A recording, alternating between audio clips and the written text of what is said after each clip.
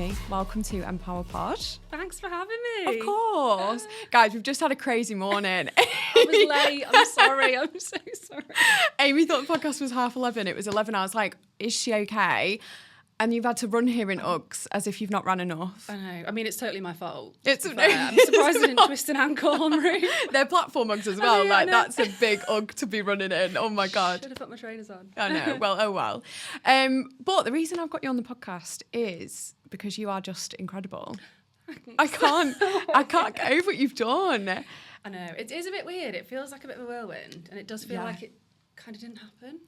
I can imagine, like, because you'd have been so deep into a hole of like focus for 53 days straight. Yeah. You're present, but you're not present. Yeah, and I guess that's not all I'm focusing on, but that was just like my life. Yeah.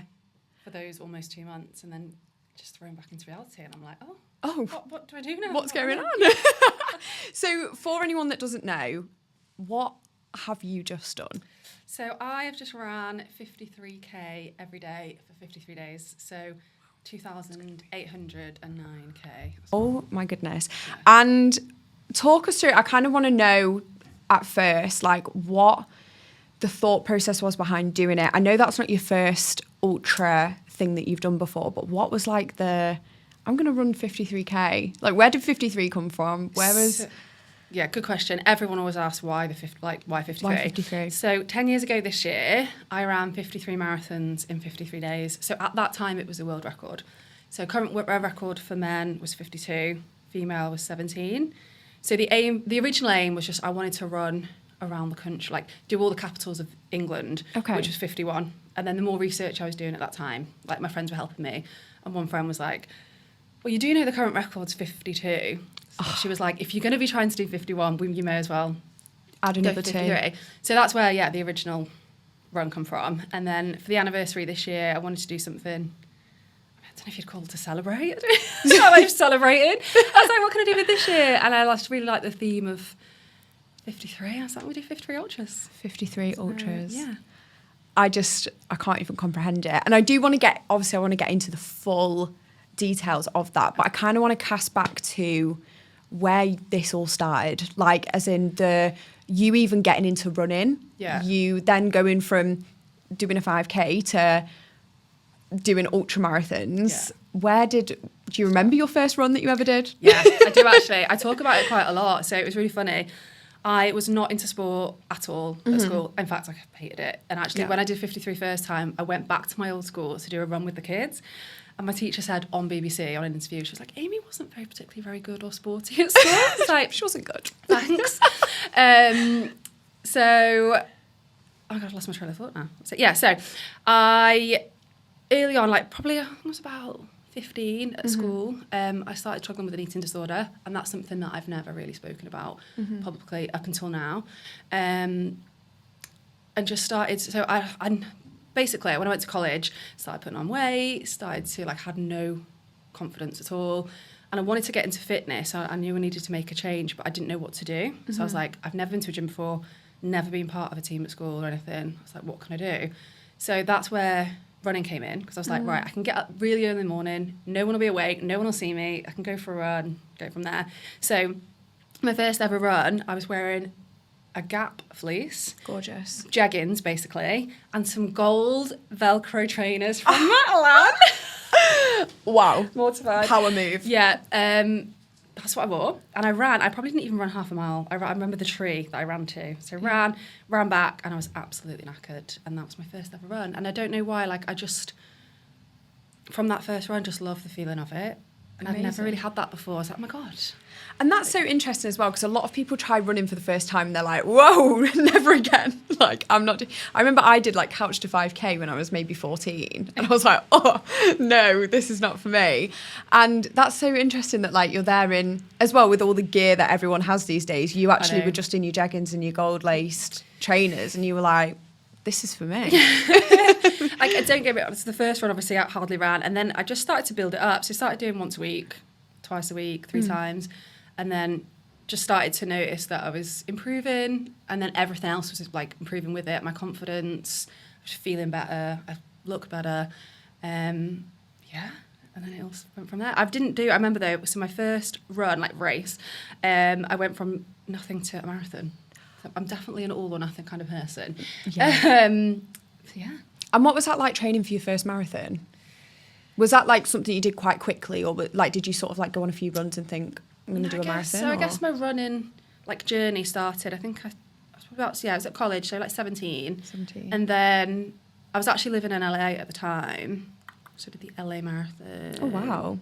Okay. Yeah, that's good. Bouge. Yeah, I think that's the only abroad marathon I've done as well, the first one. What was it? About a couple of years after. Nice. So yeah, I probably started running like 2006, 2008, 9, did my first marathon. Wow. But yeah, I loved it. As well, like a lot of people these days, I think, get caught up on times and stuff like that. I've never been that person. I'm always like, I feel like I can run far, but at a nice steady speed. Yeah. And actually, I do always remember my first marathon experience. Like, I loved it. I always say as well, I actually ended the race fuller than when I started. Because I was completely embracing all the food stops, especially in like LA.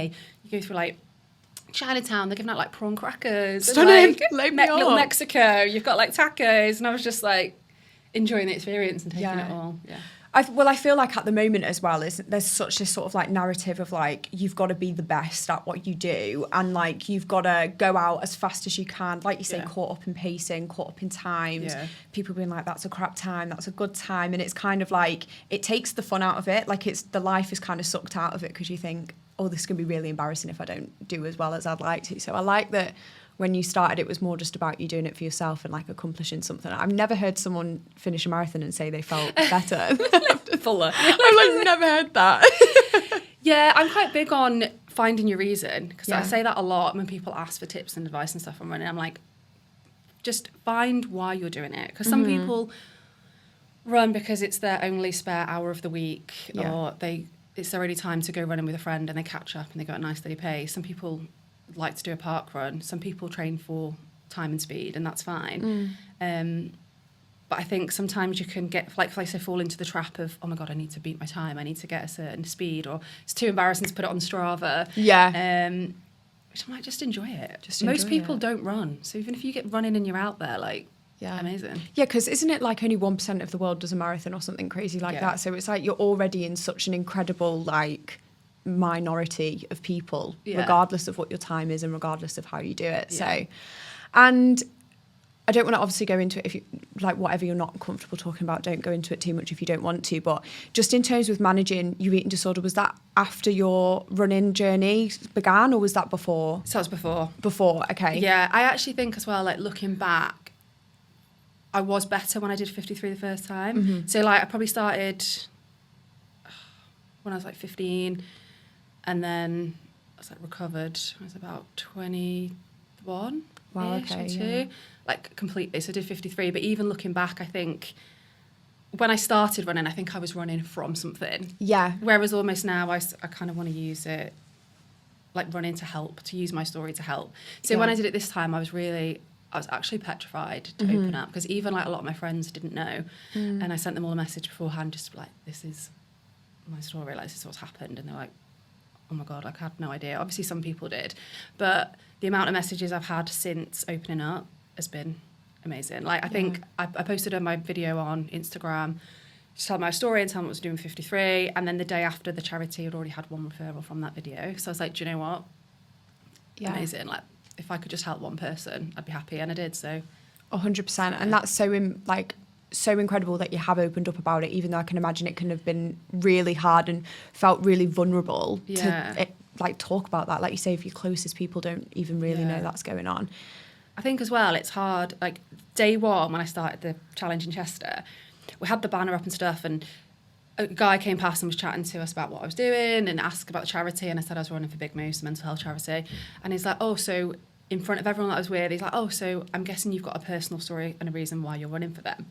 And I just froze because I was like, I still haven't really spoken about it that much. I've definitely spoken about it a lot more throughout the challenge. Like I think some people that have had the same issue that joined me have opened up, so I've chatted and it has felt a lot better. But yeah, even now I'm like chatting about it, I find hard, even though I'm better. But yeah, it's a traumatic thing that you've been through, and it's like a big part of your story as well. Yeah, and to have had it private for so long, and then to sort of go almost like above and beyond with it now with sharing it is so incredible. But also, like you say, you're in a really vulnerable position with it, and you also have every right to have whatever boundary up with it that you want to, and share as much as you feel comfortable to as well.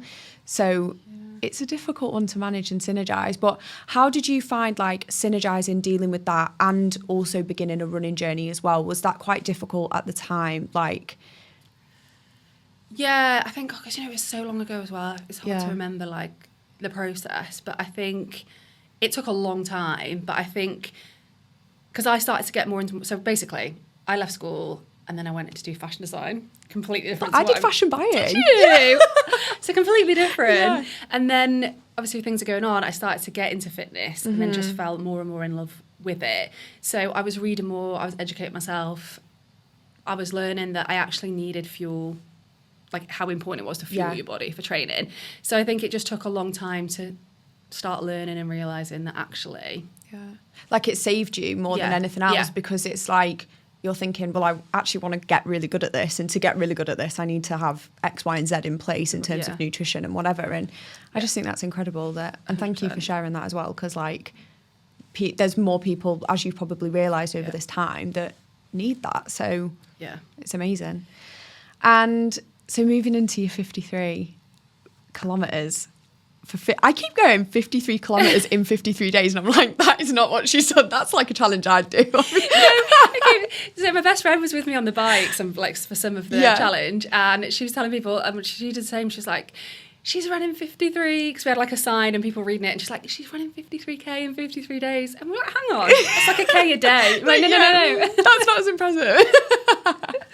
So we've obviously decided, and when did you make the decision that you were going to do 53 and 53? Oh, so 53 every 53. I just did it again, sorry. We know what you mean. Yeah.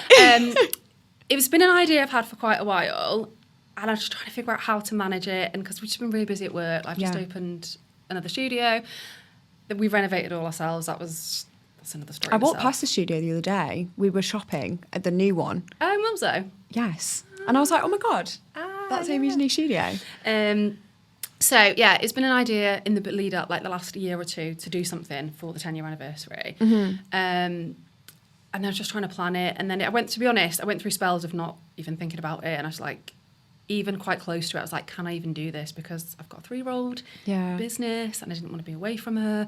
But it was one of those things I was like, this is so important to me. And I kind of feel like it's now or never. So I was like, I'm just going to go for it and do it. So it's a little bit different. So with 53 first time, I was in 53 different cities every day. But I wanted to make sure I saw as much as my little girl as I could. So we did like 6 days a time in 9 different locations. Okay, so at least like the first 2 weeks I was staying at home, and then it was just easier for them to come and see me. Nice. At certain points. So yeah. And talk me through like day one. You wake up and you're like, holy shit. Regretting life decisions. I know. I feel like I would literally just be thinking, because I think that's what I'm so fascinated by with your whole thing, is just like, it's a lot. Yeah, it's a lot. And It's a lot. Do you know what I think the worst? Probably like week in, I was like, what am I doing? Yeah. What am I doing? Like, there's a long way to go still. It's a long way. And I think as well, there was more pressure this time, because the first time I was so chilled with it, because I was like, well, do you know what? Even if I run 4 consecutive marathons, that's more than I've ever done before. Yeah. And I guess because I'd already done quite a big challenge previously, I was like, God, I've got to do this. But then also I was worried that 10 years older, I've had a kid, I've not had as much time to train, like, am I actually gonna be able to do this? But it was really weird. I think mentally I felt stronger this time. I love that.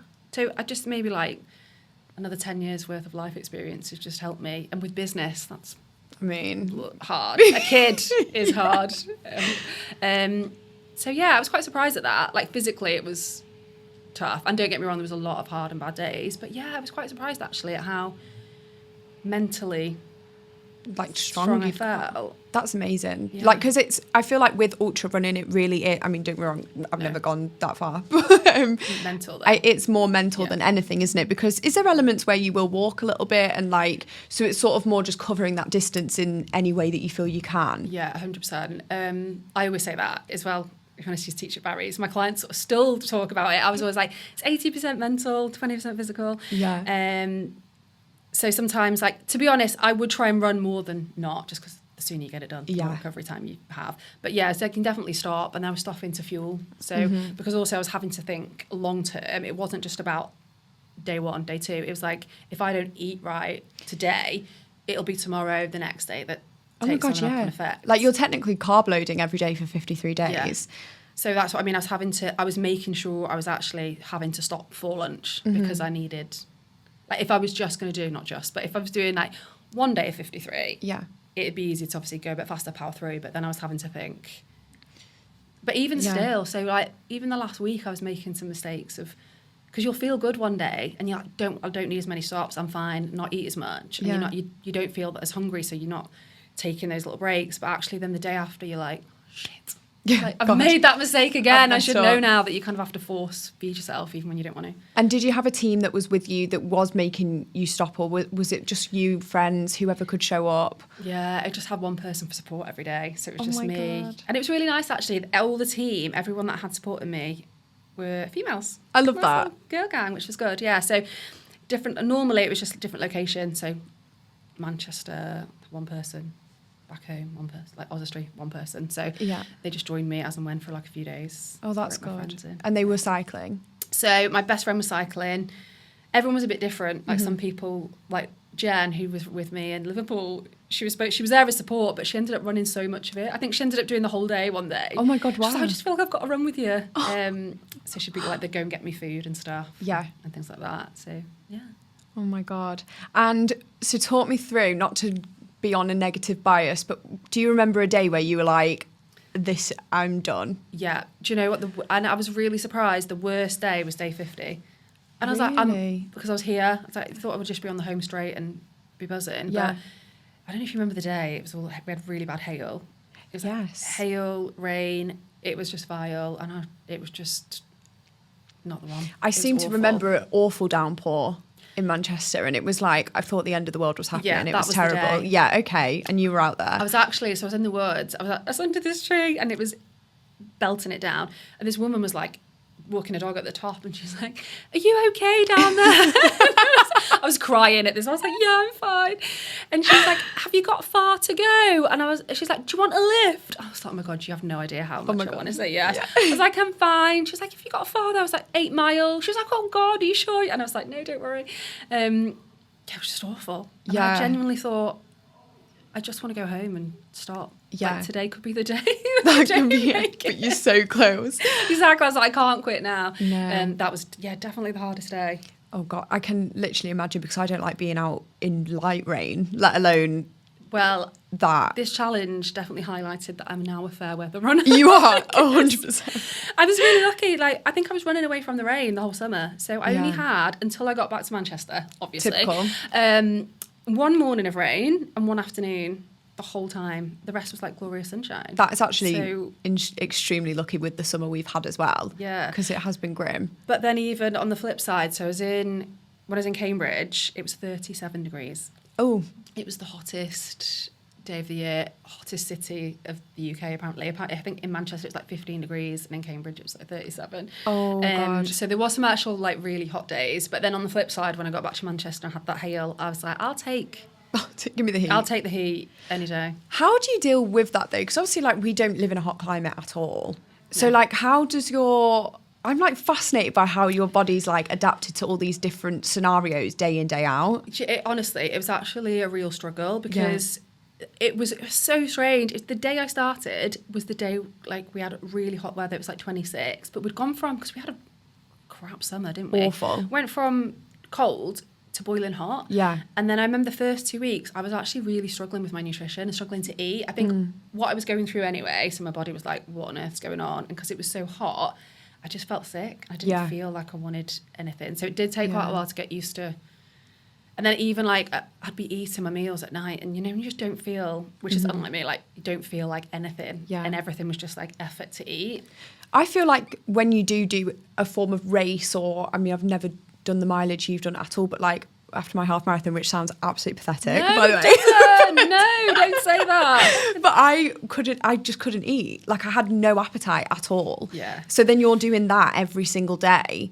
I can't even imagine like getting home and being like, pass me some tagliatelle. Like I just, It was really hard, and it's like I've got to eat, but I don't want to. And were you taking gels? So I did use gels, but not many. I was going to say, because... Yeah, I like 53 days of taking on gels. Yeah. Which has been...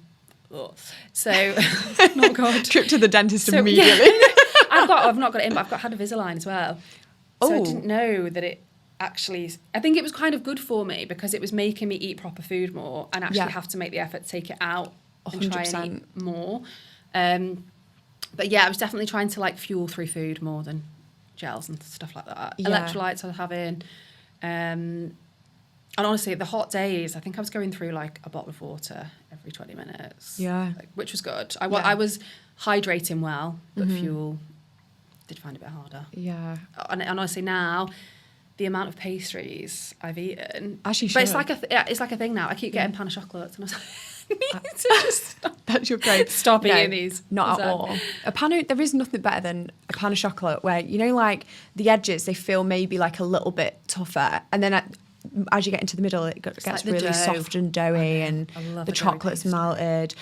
Do you know what you should try? So off topic. Yeah. Asda, this is so random. Next door to F45 and Asda's open, like a mini Asda Express.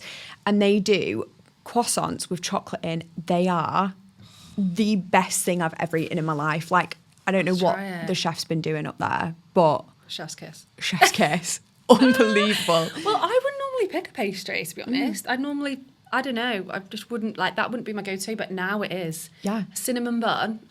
Have you had a Cinnabon? Don't. I think Cinnabon's one of my favourite It's the best thing in the world. things ever. It's the best thing in the world. I discovered Cinnabon last year, and then the first one I had, honestly, I was like, you know that kid in Charlie and the Chocolate Factory where he's like that? I was walking past every day and I was like, I need one. But don't you think it's so, what's the word? Underestimated. It's just, I feel like more people need to know about cinnamon. It's just Cinnabon there. And how good it is. And like, I feel like it's not spoke about. Like everyone talks about like Gales, and I think, okay, it's nice. Cinnabon is round the corner. It's next level. Have you tried that? Yeah. And I've had Cinnabuns, as, like the actual pastry, like at loads of different places, and I'm like there's something about the mini ones, all in one. You should go and get one after this. You should, for sure. And I wanted to talk as well about blisters. Did you see? I saw. And it made me panic because I'm thinking, how do you even begin to recover from a blister like that? Honestly, actually, I feel like this is going to be really disappointing, sorry. But it was massive, wasn't it? It was like a brain It was on top, big. like in between my toes. So I had that one, the big one on top of my foot, and then another big one on one of my toes. They weren't actually that painful. But I had one that must have come and gone within a day. So you didn't even see it as a blister, but it was just like broken skin on one of my feet, and that was the most painful thing out of everything. So it was just there, and actually it did feel a bit tight in my shoe, but it wasn't that painful to run with them. So I didn't pop them. I was like, I'm just going to leave them because... I'm terrible for that. I know it's really gross if anyone's listening. If I know there's one there, like, one. I'm like, I can't. But because I knew it would be painful being popped, so I was like, I'm just going to roll with this until... For sure. I don't know, figures itself out. And then it did pop. So it burst, deflated, re-inflated about 3 times. And I was like, I feel like this is just going to be with me for the whole challenge. But it wasn't. It probably just popped and went like 2 weeks in. And then after that, my feet actually aren't that bad at all. They just got used to what you were putting them through. Yeah, they were sore. Yeah. Like really sore heels. And even now, like I was teaching the other day, 'cause we were teaching socks, and the concrete floor, like I'd finished teaching 3 classes and I was like, oh my God, my feet. And then they're done. Even sometimes like the feeling hasn't completely come back. But like looks wise, they're not. That's good because I have seen some crazy feet after some of these races. Yeah. But I mean, if we've, you must have just got to a point, I guess there's like doing an ultra for a day and your feet can be pretty wrecked. But I suppose your body's going to adapt to what you're putting it through. And 53 days is a long time. Yeah, it is weird how it adapts. And I'd say, in fact, like my feet, that was probably one of the worst things for me. Like finishing the run, taking my shoes off, and the pain of my feet, they'd just be screaming. And that actually probably only got better about a week, 2 weeks from the finish. Oh my God. Yeah, it was. Yeah, and I'd always think that I wouldn't be able to sleep with the pain, and it's that bad. Yeah. But I did. You did, you were Slept fine. I was fine. I was you had gone. run. Boom, out, yeah. And the charity that you chose to do it, Moose? Big Moose. Big Moose, Yeah. that's it. What, just so people know who are listening, because if you still got your donation live, Yeah, still donating. what is the charity? What does it mean to you? So, Big Moose helps people with mental health struggles. And this sounds like quite a simple thing, but it is life-changing. So they get people into therapy. They contact them within 24 hours of people getting in touch, and they get them in for therapy within 7 days or less. Amazing. Contact. So obviously with the NHS waitlist at the minute, it is, yeah. Yeah. The NHS waitlist for therapy are alarming because it's like you get referred, you go in for your GP appointment, you then get referred to an in-house therapist who will then decide whether you need actual therapy. By this point, there's already 6 to 8 weeks that have passed. Then you have then you go to CBT, which can be beneficial at some stages of therapy, but potentially if you're further than that point and you need more specialist help, it can take a really long time. So that's an incredible charity to be raising money for. And also I think even though everyone talks about mental health these days and it is more of an open thing, there still isn't really loads of help and support around it, and there's a lot of people who do need help that still don't feel comfortable to reach out and get therapy or do things. So I wanted to say thank you for raising money for that, because my page is, well, I don't know if you do know, but is all about just sort of moving to feel better. So the fact that you've done such an incredible challenge for an incredible charity is just amazing, because it's selfless what you've done. The whole thing hasn't been about you doing it to say, look what I've done. It's been about I'm going to do something that really means a lot to me, and do this incredible thing and raise money for it. Yeah, I think that's it. I think you're right. I think it's really important. As I finished, I was it just highlighted even more how much I want to get people involved. It sounds really strange, but I feel like the 53 was only just the start of something I wanted to build. And I still, to be honest, haven't really worked out how I'm going to do that, but already I've organised to raise more money for what I've done. I'm organising a group of people to run a 53k amazing in March next year to raise more money. And I was even quite a few people have inquired about it, and already I'm just so excited because I'm that's more people. And some of the girls I know that haven't run more than 10k. So I was that's such an exciting thing that actually maybe in some small way I've inspired people to move more. And that's what when I did 53 the first time, the amount of people that were messaging saying, you've inspired me to go to the gym or to start walking. And I always remember actually a lady come to join me, and it was in Ely. She comes to join me and she ran a mile, and she came up to me and she was so apologetic. She's I'm really sorry, Amy, I'm gonna have to stop. I've never run before in my whole life, and that mile. And that has always meant more than obviously it's amazing anyone coming to join me, but someone that could easily run a marathon or has been doing it for years, that meant more than anything to know that actually I was just encouraging people to move or just to start moving in some way. 100%. And that is also it's such a medicine for your mental health, is any form of movement, whether it's walking, running, whatever. And to know that you've brought people out, that's just, it's insane. It's just the best thing ever. And it sounds like you've got some really great ideas for, not me being maybe I could run 53k and join you. I thought that. I was maybe you'd be up for it. I was you're talking, I was shit, I feel like I've just signed myself up for 50. That's it. Also, you can't say with me, maybe, because I take that as a yes. Yeah. You either have to be no, or anything else is a yes. I mean, so I think live on I feel like on the podcast. I guess I'm doing an ultra next year. I would actually be so up for doing that for the charity. I think it's incredible. And I think as well, the element of community is what you've really showcased with these 53 days. How many people showed up to support you, and the finish line videos and all of that. It's bringing people together. And again, linking to your mental health, isolation can be such a cause for mental struggle, especially this time of year now as well.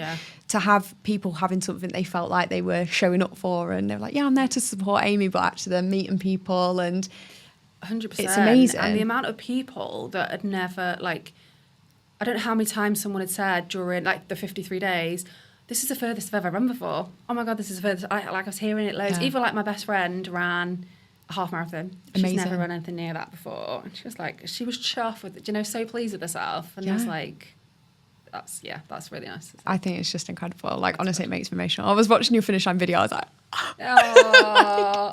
And that's what I do want to say is when you finished, I feel like there's not even an answer for how you would feel in that moment because it was probably such a blur. I was very drunk. The Saturday afternoon. Oh, this is actually a mortifying story. So, finished, I celebrated drinking. So, I finished about 2:30, 3. Didn't get home till 10 o'clock. Amazing. Just partied. It was really good. Had a really good time. BBC 5 Live rang me for an interview. No, I don't. Honestly, I don't ever want to find that interview. I couldn't speak. But I was about to go to bed and my partners were like, don't answer that phone. Because normally they ring you for like a time slot. Yeah. But didn't, so I answered it. And you know when you're concentrating so hard on trying not to sound... Oh my God, so it was that night wanted to start. No, I know, that night. I know exactly the feeling as well when your head is spinning and you're trying to just be like, I did like I think I did a check-in tipsy a few weeks ago and I was like, this is bad, I shouldn't have done that. And I was like, really good. Like, I was like, watched it back, I was like, I can't have done that. But I did message the guy after, I was like, I'm so sorry, I've just been celebrating. He was like, well deserved, don't worry. I'm like... So could you tell you were drunk? Have you watched it back? No, I don't want to. The thing is, I actually did an interview that morning with BBC, the same. Yeah. So it was weird that I did 2 as well. Yeah. Yeah. That's so funny that you answered it. I know. Oh my God. How are you feeling? I'm feeling great. Awful. I bet it was just like this sort of like, is euphoric the right word? Like when you just finish and you think, oh my God, that's done. It was, yeah. It is, they're like, that's it. I've not got to run every day. It's weird. And then waking up the next morning, I was just like, oh my God. Yeah, Like, I bet I've got so much time. Yeah. What's feeling like? I felt like slow motion on the Sunday, like after I finished. But I think in a way, I think it's actually helped because I finished and then I went straight to Marrakesh for our retreat. Yeah, I saw that. Which was really good. And then straight back into work. Like work's been really busy. Amazing. So I think I would have really struggled because it is like a bit of a come down once you finish something like that. 100%. I think if I was just not doing much, it would have been a struggle. But I think it feels like it's weird. It feels like it was so long ago, but then at the same time, it feels like I finished yesterday. Yeah. It's just gone really fast. It's been 2 weeks. Finished on the 14th of September. Yeah, 3 weeks. Yeah. Yeah. I still feel like it was like not even long ago that I saw you post that you were finished. Like, yeah, it is. It's really weird. And then thinking back to day one, like when you were saying how to feel good, I was like, God, that feels like that was a long time ago. Yeah. Yeah. And so what do you feel like you've learned like most about yourself in this process? That you're stronger than you think and you are capable of. Yeah. Oh my God, that's going to make me anything you put your mind to. Yeah. And also, like, yeah. And I just want to, like... It was really nice, actually, in the finish line, the video with my little girl. Yeah. Completely just... What's the word? She just left me behind. I was like, oh, my God, cheers. Yeah. I'm first. She was supposed to run in with me. And I was like, all right, thanks. She's like, I'm going to take the win. She screwed me over, like, good and proper there, yeah. But I was like, oh, do you know what? And it was really funny whenever you'd say... When you say, what's Mummy's name? She'd go, Mummy's running. And then she'd, what's Daddy's name? And she'd, Daddy's walking. I love that. That's iconic. But I feel like, I hope I've inspired her in some way. She's only little, but the pictures and the videos and stuff, I can't wait to keep showing it. 100%. At her age as well, children are like so much more aware and like soaking that in and seeing you do something so amazing, such an amazing charity as well, and like even the people being there knowing they're all there for you, like she will know that, and like oh my God, it's so inspirational as well, I think, to any woman who enjoys fitness, to see you as a mother, a business owner, still doing all of these incredible things that, like you say, you want to do for yourself. And like I find that so inspirational, because there's this fear mongering sometimes that you won't be able to do it and life stops, but actually you're proof that it doesn't. Yeah, do you know what? That's actually a really good point, and because I nearly didn't do it because of that. And actually, I think even though it's hard being away from her, hopefully it's helped, and it's like the purpose is so big. I was like, I can't not do this. 100%. And you're totally right. And I felt like that before. You do kind of feel like, oh, you've got this role now, like you can't do the things that you did before. And don't get me wrong, it is hard. Like things can be harder. But yeah, I just want to show people that you can. You can do things you want. You can. And it's important. I think it's important to do things for yourself and to do things that you're really passionate about.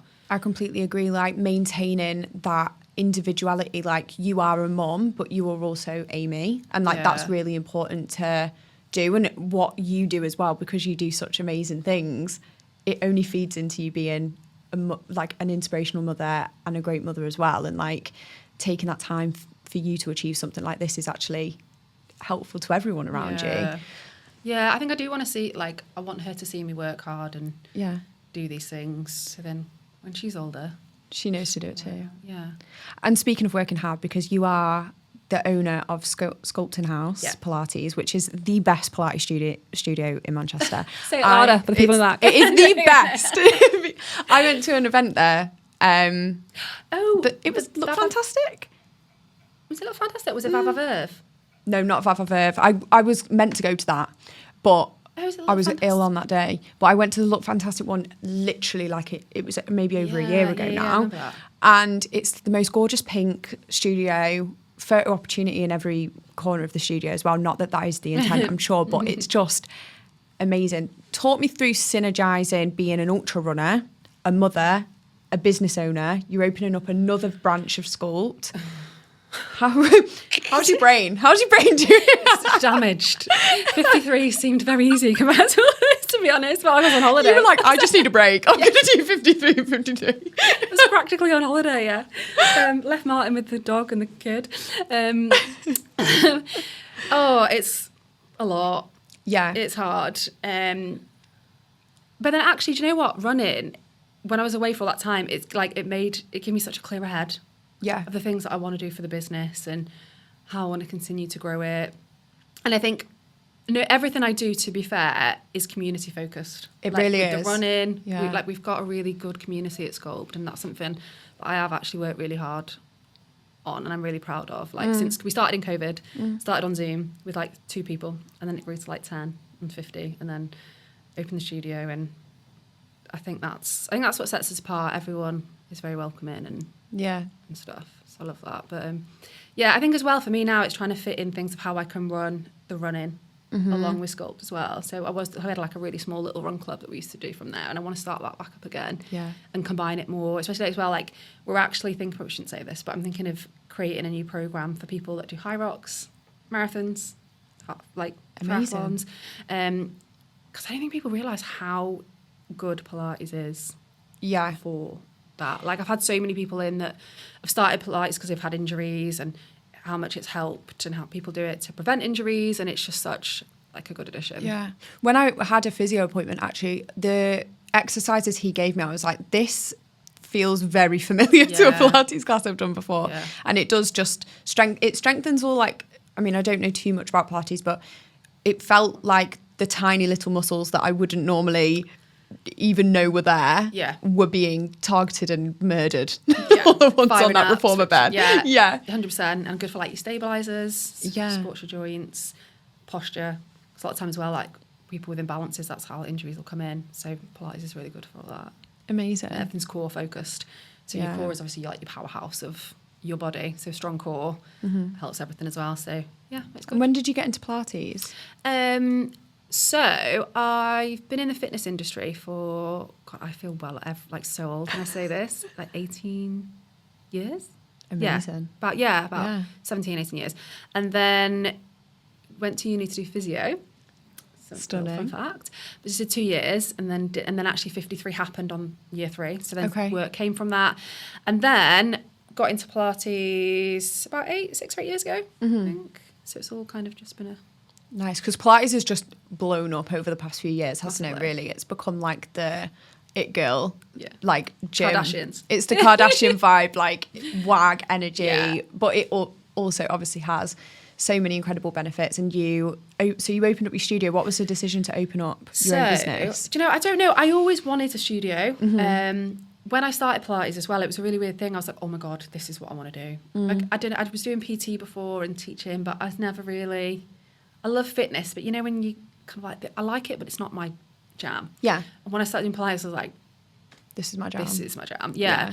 So I always wanted to open a studio, and there wasn't a lot in the north at all. No. There was not nowhere in Manchester. And then, because I was at Barry's, wasn't I? So when COVID hit, I was teaching kind of Barry's online. And then I always knew I wanted to do more Pilates. So I was like, do you know what? I'm going to teach Barry's and then do Pilates after. So in some of the Barry's, like, kind of went over, did Barry's, and then they did Pilates with me.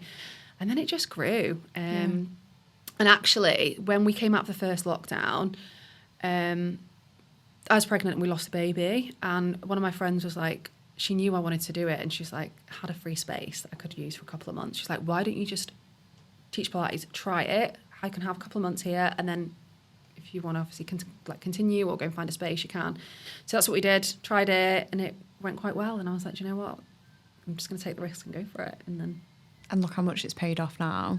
Yeah, I think we've gone through, gone through, like, how many expansions in Manchester? We started off in a tiny room near Piccadilly. Yeah.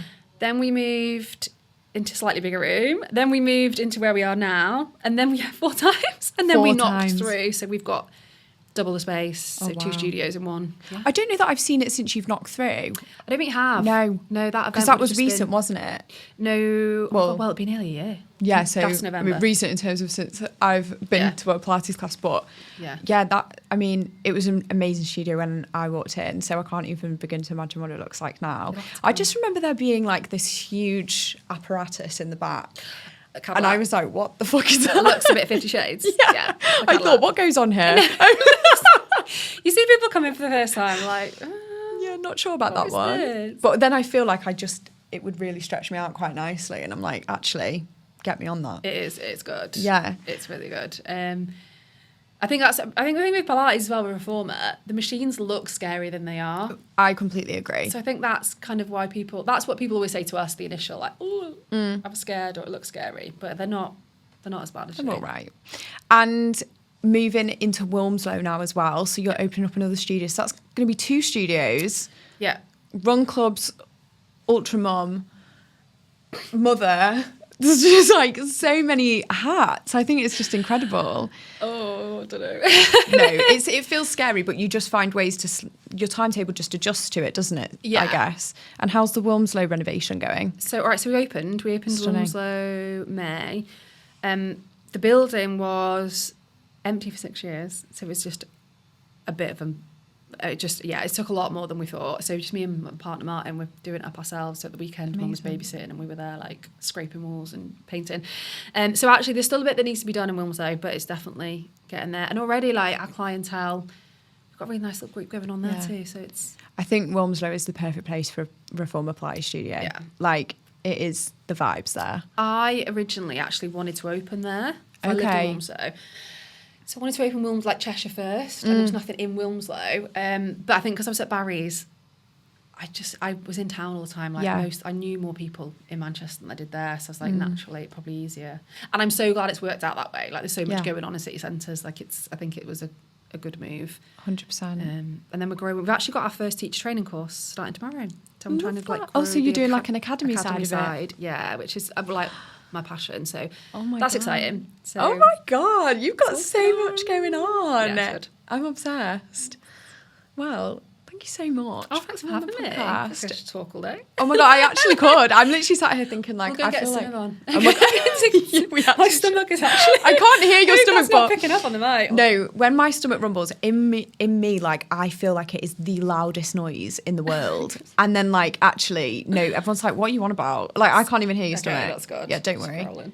Is that an on-active top? Yeah. Yeah, very nice. I love in the move. I can't remember the range, but I don't normally have much stuff of theirs. But these. It's nice. It's mellow, soft mellow. Oh, there you go. Something like that. I've got the. I think I have like a brown one of that. I've got the t-shirt, brown t-shirt. Stunning. Nice fit, aren't they? They're really lovely. You're giving all the autumnal energy today. I do. I know the brown and the orange. Yeah. Do feel like I can't move my arms though because I feel like the sweat patches. Oh, I get really bad sweat patches in those tops. Yeah, okay. Yeah. That feel better. No, yeah, it they're is. not on camera. No, I'll edit them out. Yeah, okay, good. I don't know how to do that. Sorry. Find someone. I just like plug that into my laptop and I'm like, like. It's very technical here over on Empower Pod.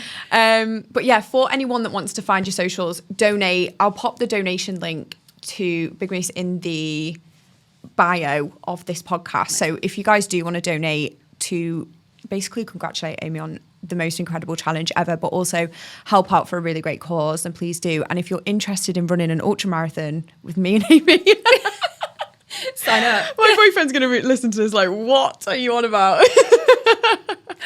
You can do it. You can do it. Yeah, I mean, for sure. But yeah, we'll pop your socials in the bio as well. So please head over there and support Amy on all of your future. Have you got any? Well, we've got the 53. Have we got another challenge coming up? Are you going to give it?